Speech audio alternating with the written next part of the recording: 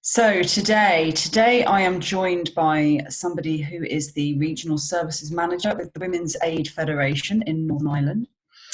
In that role, that's supporting the members of women's aid groups across the whole of Northern Ireland, including policy and campaigning, public affairs, overseeing membership services. Previously, the manager of a 24-hour domestic and sexual violence helpline, keen interest in legal issues in relation to domestic and sexual violence, and that has led to several pieces of research being completed. Please welcome on the podcast Sonya McMullan from Northern Ireland. Hello, Lisa. Thank you for having me. It's very, very good to have you here, and it's really, really good to have you here from Northern Ireland, because I don't think I've had anybody yet on the podcast with a Northern Irish perspective on what's going on at all. So it's fantastic to have you, and particularly interested in, the whole coronavirus thing has thrown up, I guess, in a way that's palatable now, the different lives we all lead and how all of us are being impacted by COVID-19 in very, very different ways. And the reason that I wanted you to come on the podcast today was to really talk about what that looks like, A, in Northern Ireland, and B, in your services that you're providing for women and children fleeing domestic violence. So maybe it would be good to just kind of start with what your service is all about, describe your service, and perhaps then look at the challenges around coronavirus that are occurring on the front line, and also some of the wins, some of the things that are working well that people will be able to take away from this and think about for their own service. Okay, Lisa. Well, in Northern Ireland, we are different and unique, as you say. We have 9 local women's aid groups across Northern Ireland providing core frontline services. We have 12 refuges, and 2 of those sites have now self-contained units, which in the current crisis has been really, really useful. So they're not a communal setting, because we've had to look and adapt and change our way of working to meet the needs of women, children and young people at this time. I suppose in Northern Ireland we are unique because we are also very much behind in legislation terms. We had no assembly for 3 years, and they have just come back in the last number of months. So we were really excited that we were getting legislation on the table again, getting orders out, looking at what that may be for often the most vulnerable in our society with regard to really good, robust legal remedies. So that was really exciting, and now it's sort of all stalled slightly. Unfortunately. In relation to that, we have a new Justice Minister who has got the first draft of our coercive control legislation out, which is great. But we are now in crisis and we don't have this. It's not in legislation at the moment. And now first, second readings before committees, all the rest of it, that will be further delayed now, and we know that. Also, we don't have any stalking and harassment legislation either. It's very different. We're still working from the old protection from harassment orders, and they're not fit for purpose, and we know that. And it's about that link between domestic violence, stalking and coercive and controlling behaviour. A lot of people do see stalking as being that stranger danger element, and we know there's such a link there in relation to domestic violence. So it's a worrying time with COVID-19 and everything that's happening in relation to that, but also not having those legal remedies in place now puts us further back than the rest of the UK. So we welcome the domestic abuse bill that was coming forward through Westminster. We are getting a very diluted version of that. We will have not, a domestic abuse commissioner, for example, and we would really like even a scrutiny committee or somebody to oversee, especially with new legislation coming into force now, looking at how that's implemented through police, for example, and other agencies. But with regard to our work across Northern Ireland, it's still ongoing. The refuges, we've very, very high occupancy rates in Northern Ireland for our refuge accommodation. I suppose a number of years ago, it was thought that there will be no need for refuges soon because of different legislation and orders that are in place. But for many people, home is not a safe place, and we will always need emergency accommodation. Within the domestic abuse bill, there also was a function with regard to secure tenancies and that commitment with regard to financial money, to be put in place for emergency provision. We're not getting that either, as our housing providers have said they couldn't afford that. So there's lots going on there. So first of all, there's a difference in the legislation you have available to you, and I'm interested in that because I'm sure I read on your annual report that the police. Is it right that the police are called out every 17 minutes? Yes, absolutely. We've the highest recorded police Yeah. statistics for both domestic and sexual crimes in the last financial year, and indeed Can calendar year. Can I just leave that hanging in the air for a moment? Every 17 minutes, the police are called out for domestic, sexual, and sorry, what was the phrase that you used? No, that's just domestic abuse incidents. The domestic abuse instance every 17 minutes. Yeah. And yet your infrastructure, the framework that you have, isn't on a par with what we have in the rest of the UK. I'm really interested in what sits underneath that. Why is that? What's the reason for that? What's the reason for the high numbers? Well, high numbers not recognised legally, so that there isn't that same understanding about certain things. Well, the reason we don't have the same legislation is simply because we didn't have a functioning local assembly for 3 years. The legislation was sitting there, but it was sitting with dust on it for 3 years. And that is why I think there was a goodwill there from our previous Justice Minister and our Assembly. It had all party support, but it was just really, we didn't have an assembly. There was no work going on. And that's why we were trying to get it through Westminster before our local assembly was restored. But domestic violence accounts for 16% of all crimes in Northern Ireland. It is huge.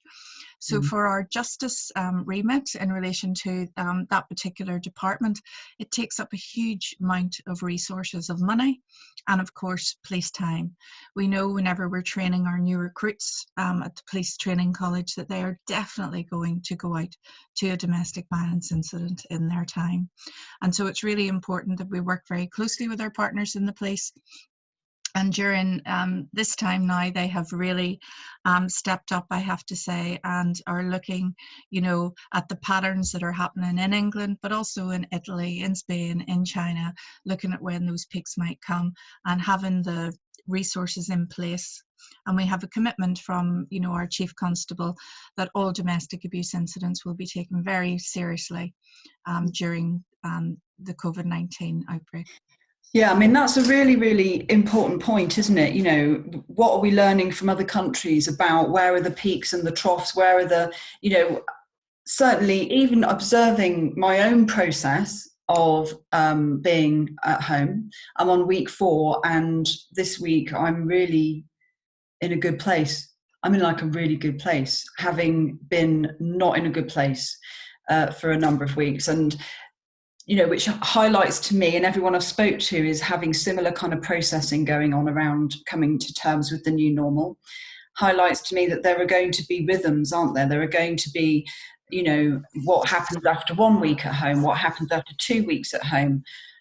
Is there a spike in reporting after 3 weeks and 4 weeks? And then in terms of where does that sit with children and young people? And, so that, I think that's not something I thought about in terms of understanding how we can learn, because we are on a trajectory right behind Italy, aren't we? If you look at the chart that shows the trajectories, we are right behind Italy. And hopefully we are not going to reach that peak, but there's a lot to learn, I think, from Italy in that regard.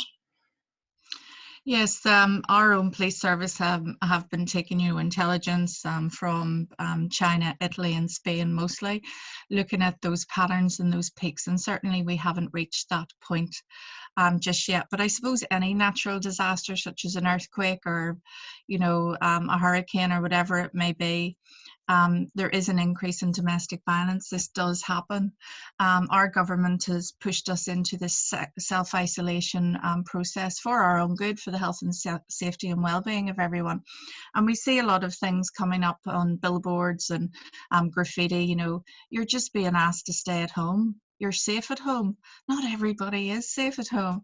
And that's the thing that we have to get out there.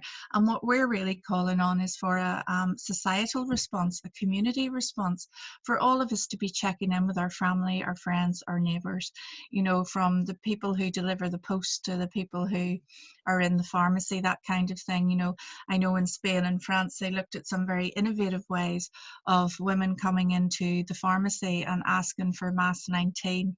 And that was code word. So we're encouraging people to look at that safety planning. You know, those who perpetrate domestic violence know how to manipulate the situation. Those who experience and live day and daily with domestic violence can feel that tension building. They know when that explosion is going to happen because they live this cycle of violence day and daily. The children and young people can sense it, and they can sense it themselves. So we're looking at encouraging people to look at code words, at safety words, that kind of things, to de-escalate these situations, but also to not hesitate to ring 999.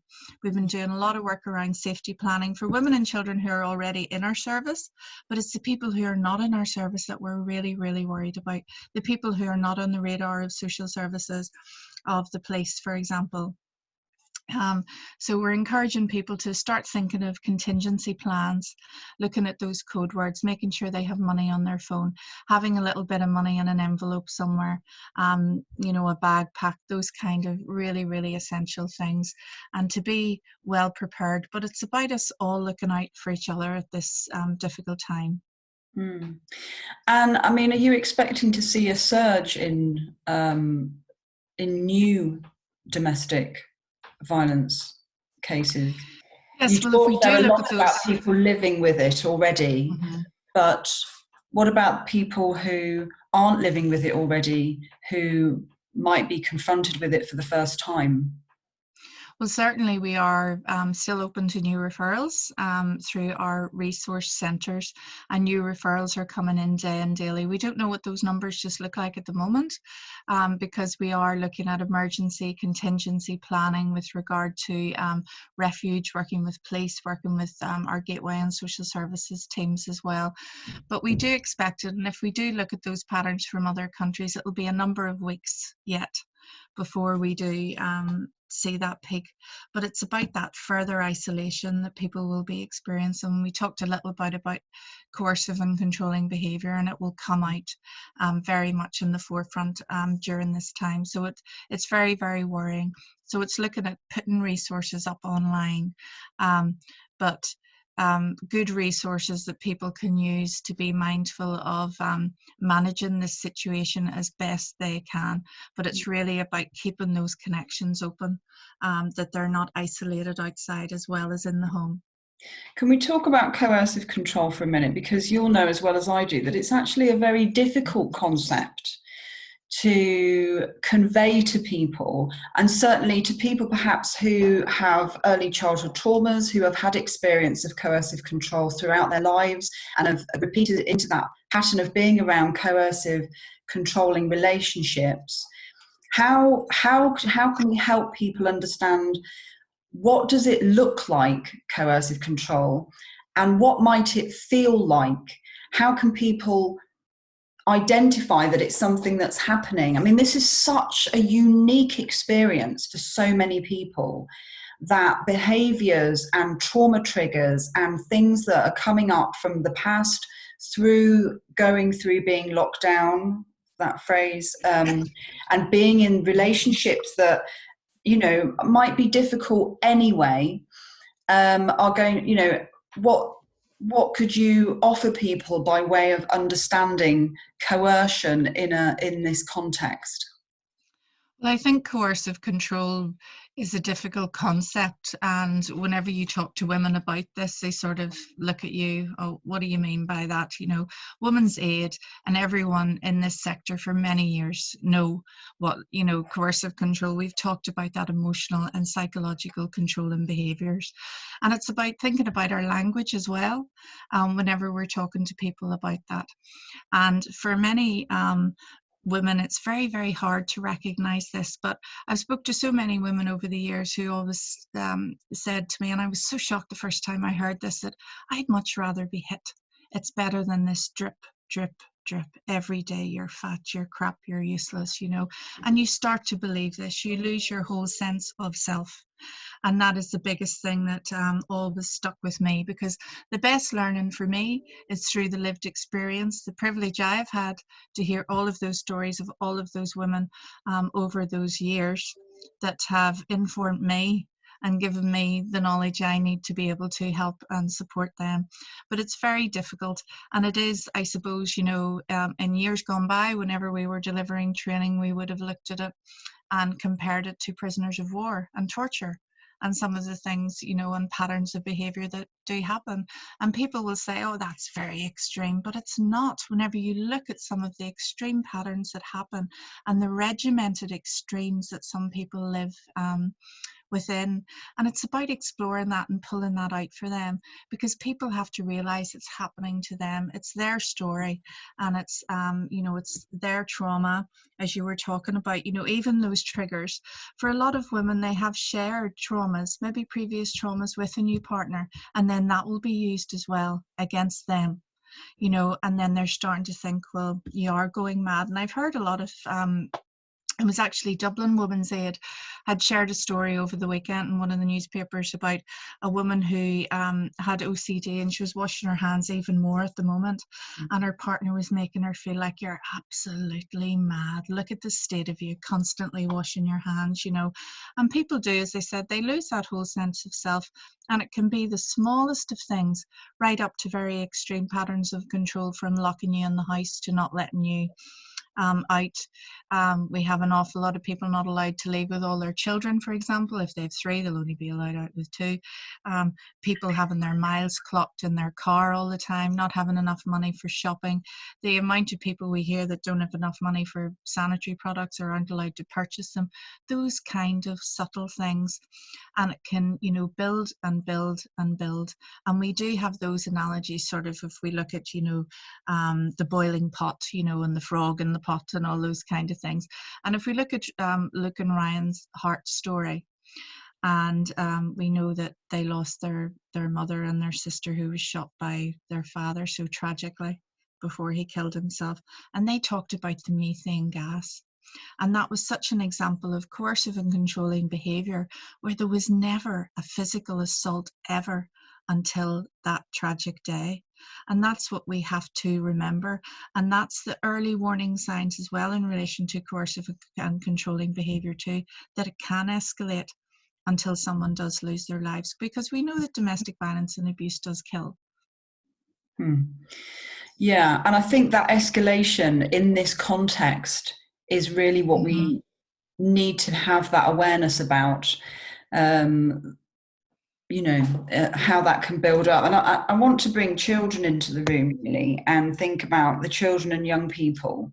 And you have specific programs, don't you, for children and young people? And how, I'm interested in hearing about those, but I'm also interested in hearing about one of the things that's coming up a lot in conversations I'm having is around people not feeling safe and comfortable doing their normal work with young people who are more vulnerable, should we say, without PPE. And I got an email last night, you know, what do I tell my workers? They won't go and work with the young people without PPE. We don't have PPE. That's protective equipment for anyone listening. And, you know, and then how does that young person then engage with somebody who's in full PPE, you know? So that's a really interesting conundrum for us to explore and think about. Well, how are we going to get around that? How is that going to work? So what's going on with you with that? The work that we do with children and young people, say outside of refuge, for example, in refuge, the work is continuing as much as it can. Some of it is remote, but some of it, they're just experiencing, safe distance apart and that kind of thing within a more residential setting. But for our children and young people that are in our floating support and outreach services, they're looking at different ways of working. And that, of course, will depend whether who's in the house. And everything has to be risk assessed again with regard to who's in that home, because we can't continue some of the work if there is a perpetrator in that home with that child or young person as well. So we're risk assessing, and individually every case has been gone through again. But where the work can continue, I think our children and young people are more resourceful around being able to do things remotely because they're used to that kind of contact.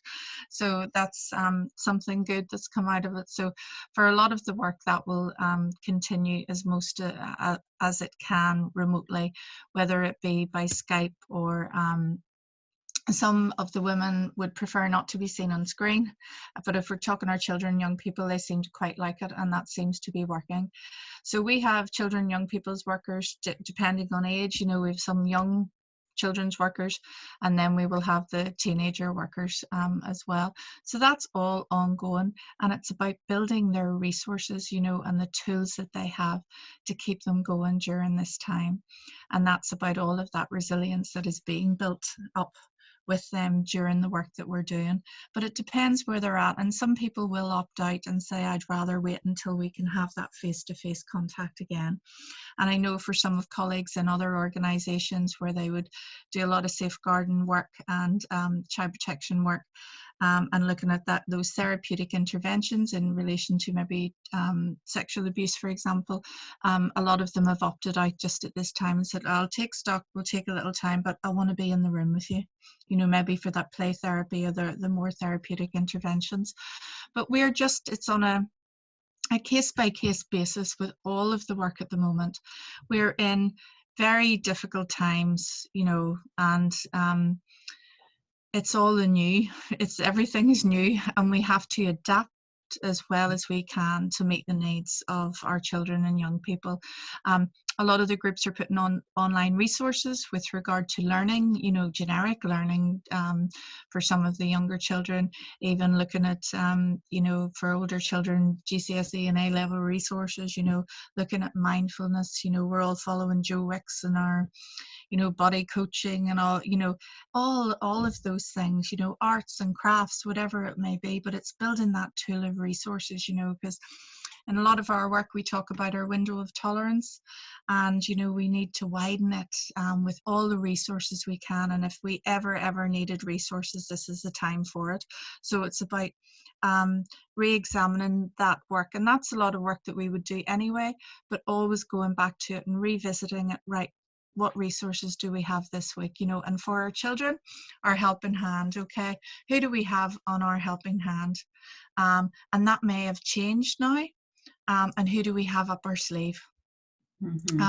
In case these people aren't available at the moment, because things are changing and things are so different day to day, week to week at the moment, hour to hour. It's so difficult. So our Helping Hands program was something that was developed for children in refuge, really, in the first instance. And then it has grown now. So it would be in Northern Ireland, sort of P5, P6, so 9-10-year-olds usually. But a lot of the schools that we engage with now would have a whole school approach, where it would be integrated from nursery right up to the end of school. So it's a whole school approach to it, just at those different, to fit and meet the needs of age appropriate, of course, for our children and young people. But it's about those key safe messages. We never introduced this program to be rolled out in schools, but we're in our 10th year now with the Department of Education, which is absolutely amazing, given the current funding climate we find ourselves in. And this year we had 162 teachers across Northern Ireland trained up So they will bring that back to their schools. And the key messages we're getting through, it's about keeping safe. It's not a domestic violence program, but a lot of disclosures will come out of that. But it's given the children the language to articulate those uh-oh feelings and the things that are going on inside. And it's a lovely program, and it can be adapted. It meets the curriculum, and it's been a great success. And we do roll it out, and it would be sold to England, Scotland and Wales as well. We have a Transformers program then that it deepens in more really into the work of domestic violence, and it has to be done in a one-to-one, and it would be done with the children that would be engaged in our services. We also have healthy relationships programs then in post-primary. They're not funded through the Department of Education formally, but our groups are really, really creative and getting money. A drop here and something there, and but we're redoing that at the moment, and looking at connecting it to online resources as well. So that's very exciting, and we're adapting it, and it will be ready for the new school year in September. So I think our work with children and young people is our best kept secret, actually, because the workers are absolutely amazing and so passionate about their work with them. And I think you raise a good point, which is that none of us have any answers. And that's really important for everyone to be able to sit with that. And I think lots of people, that's quite uncomfortable to sit with not knowing, and actually using all of the conversations that we have to help us build something better together is going to be really key. Thinking about your staff as well, how are you working with your staff in terms of keeping them well? And because of course that's a whole, we talk about staff self-care, but actually in the context of a pandemic and all the things that we need to do to look after each other, that takes on a whole new dimension. How's that looking for you? So I suppose in relation to our staff, we have staff that are still working in refuge on the front line across our 9 local groups. We have these self-contained units now that we have introduced that are going to be available for police referrals, and they're on three of the sites as well.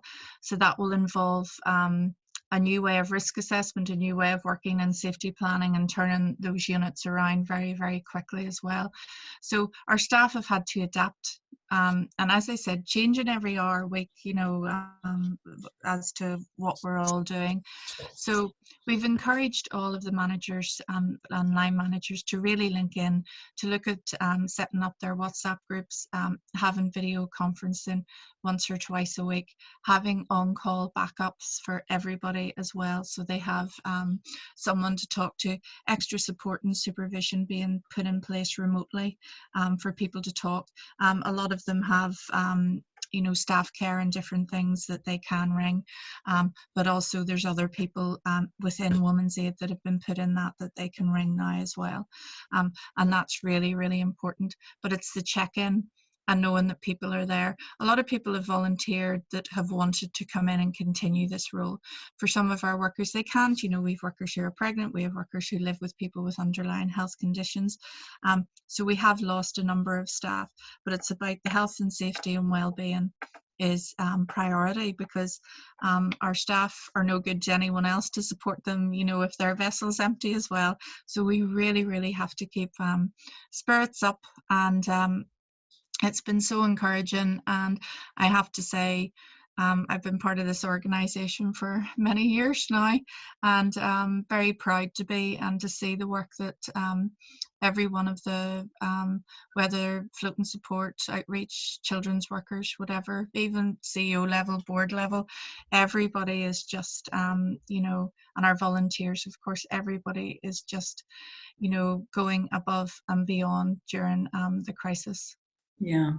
And that just leaves us to think about wins, really. What wins have you had so far in the community? I think it's been just amazing. The phone has not stopped with donations, for example, with regard to everything from food to toiletries. I put a big call out for hand sanitizers, because we're running out. You're talking about PPE, and it's just so difficult. you know, for gloves, hand sanitizers, those kind of things. But also seeing how quickly, you know, our police service here in Northern Ireland really stepped up. And we have a very good working relationship. You know, we work in partnership with so many agencies, both voluntary and statutory in Northern Ireland. But they really stepped up very, very quickly and had a really good coordinated contingency emergency response in place. Our Northern Ireland Housing Executive or Department of Communities as well then stepped in too with regard to that emergency provision, because we can't have anyone else going into refuge now. Our refuges are nearly all full anyway, but we can't have any new admissions because of health and safety. So we're looking at, well, what are we going to do, because people are still going to need refuge. So they've been very, very creative in their ways of working, and I think that's remarkable. So I hope that a lot of this will continue, even that emergency provision in those 48-hour crash beds, because very often we are. Phil, I hope that will continue after this, because we still need that provision. And working together has been very positive, and also with our voluntary partners across the sector as well. We all know that we have to all work together within this, and come out hopefully the other end the better for it. Yeah, I mean, that's certainly my hope. I think it's most people I've spoken to understand that we are in a transformative period of time, and you know, we have to make choices about how we're going to come out the other side of that, because we're, you know, as the phrase that I've heard that I think is very useful really is that it's a marathon. You know, we've got a long way to go with this, and the fallout is going to take some time to recover from. So I'm going to keep on talking to people like you. I'm going to keep on making sure that I can join people up and we can learn from each other, and find different ways of collaborating, different ways of connecting, and different ways of making sure that the services that we work in are opportunities to heal from trauma, not create more trauma. So thank you very much for joining me today, Sonya. Have the best day that you can with what you have available to you today. Thank you, Lisa. Thank you very much.